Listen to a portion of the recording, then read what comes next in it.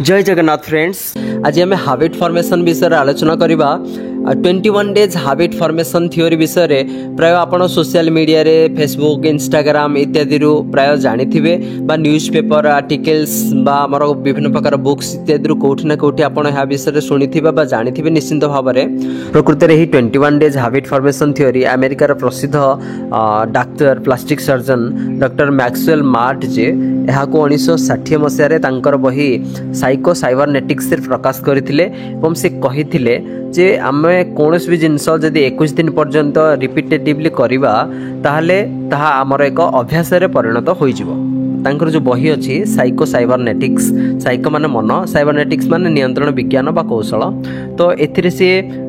तांकर विभिन्न प्रकार जो पेशेंट माने थिले से मानको से निरीक्षण करिकि ही ए मंतव्यटी देथिले जे प्रकृति में कौन गोटे नुआ हाबिट फॉर्मेशन पाई ब्रेन को पाखापाखि 21 दिन ही लगी थाए। तांकर एही प्रकार 21 डेज हाबिट फॉर्मेशन थ्योरी मंतव्य देवा पर अनेक प्रकार वैज्ञानिक गवेषणा करा जायथिला एवं तापर शेष रे 2010 मसीह डॉक्टर फिलिपा लाली एवं तांकर टीम अनेक प्रकार गवेषणा करके एटा प्रमाण कले जे ब्रेन को केवल 21 दिन जमा भी लगी न थाए गोटे न्यू बिहेवियर को हाबिट रे परिणत करिया पई। प्रकृति रे सत्य नुहे, प्रकृति रे ब्रेन को गोटे न्यू बिहेवियर को हाबिट रे परिणत करिया पई पाखापाखि 18 रु 254 दिन लगी थाए एवं गोटे एवरेज डे से बाहर करथिले 66 दिन तामाने 66 दिन पर्यंत जदि आमे कोनोसी कामटी को रिपीटेटिवली करबा ताले सेडा हमर गोटे नुआ अभ्यास रे परिणत होई जिवो। तापर या को 66 डेज हाबिट फॉर्मेशन थ्योरी हिसाब रे समस्त जानिले तो एठी डॉक्टर मैक्सवेल होंतु बा डॉक्टर फिलिपा होंतु एठी अनेक प्रकार गवेषक माने विभिन्न प्रकार जो मतवाद सब देइथिले हाबिट फॉर्मेशन उपरे से माने ब्रेन रो न्यूरोप्लास्टिसिटी विषय मध्ये आलोचना करूथिले। तो ब्रेन रो न्यूरोप्लास्टिसिटी माने ब्रेन रो गोटे फ्लेक्सिबिलिटी अछि अडैप्टेबिलिटी अछि कोन प्रकार चैलेंजिंग परिस्थिति रे ब्रेन निजर स्ट्रक्चर को निजर पैटर्न को से चेंज भी करि पारे अकॉर्डिंगली।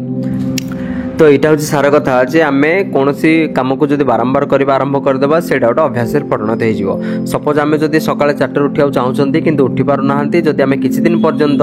सपोज मासे 2 मास पर्यंत आम उठापी चेष्टा करवा ताल से गोटे अभ्यास परिणत होपर आमर ऑटोमेटिकली ठीक 4टा है मात्रे आमर निद भांगी ठीक से भाव में जमीक साइंटिफिकली प्रूव्ड होती कि एक्सेप्टेबल है कि पाखापाखि 66 दिन लगे ब्रेन को गोटे न्यू बिहेवियर को हाबिट परिणत करने। तो आम चाहिए आमर रंग ढंग नीति गतिकांति सबकिछ बदल दे परिबा। एठी जो 21 डेज हाबिट फॉर्मेशन कथा कहगला केवल ब्रेन को 21 दिन लगी थाए यह सत्य नुहे किंतु 66 दिन पाखापाखि प्राय लगी थाए गोटे न्यू हाबिट फॉर्मेशन हवा पाई। गोटे कथा मन रखु जे 66 दिन एटा गोटे पूरा सिद्धांत नुहे 66 दिन गोटे एवरेज डे निगला माने पाखापाखि 66 दिन लगी थाए। तो ये भाव क्या अधिक भी लगी पारे क्या कम भी लगी पारे तेणु स्थानकाल पात्र व्यक्ति विशेष अनुसार यहाँ परिवर्तन हो पारे। तो प्रकृति में आम आमर ये जो पॉजिटिव भावना करिकी बा किसी पॉजिटिव बिहेवियरल चेंजेस करिकी आम आमर निजर पर्सनालिटी डेवलपमेंट मध्य करि आम आम निज को बदले दे परिबा और एथि आमर ब्रेन रो न्यूरोप्लास्टिसिटी जो क्षमताटा अच्छी एटा संपूर्ण रूप से सहायक होई थाए। आमे पिला बेले ही नीतिबाणीटा तो शुणिचंती अभ्यास बळे शिशु जथा शिखई क्रमे कही कथा अर्थात छोट पिलाटे अभ्यास करिकी धीरे धीरे कथा कहवा आरंभ कर दे थाए। भगवत गीतार जिते अर्जुन भगवान को पचारे प्रभु मन को स्थिर करने असंभव भाया जना पड़ुछि तो भगवान सेठी कहिथिले अभ्यास न तो कौंतेय वैराग्येण च गृह्यते अर्थात अभ्यास करने द्वारा एवं वैराग्य करने द्वारा तुम मन को स्थिर कर मन को स्थिर करने असंभव नुहे कष्टकर हो पारे किंतु अभ्यास द्वारा यह संभव होता है।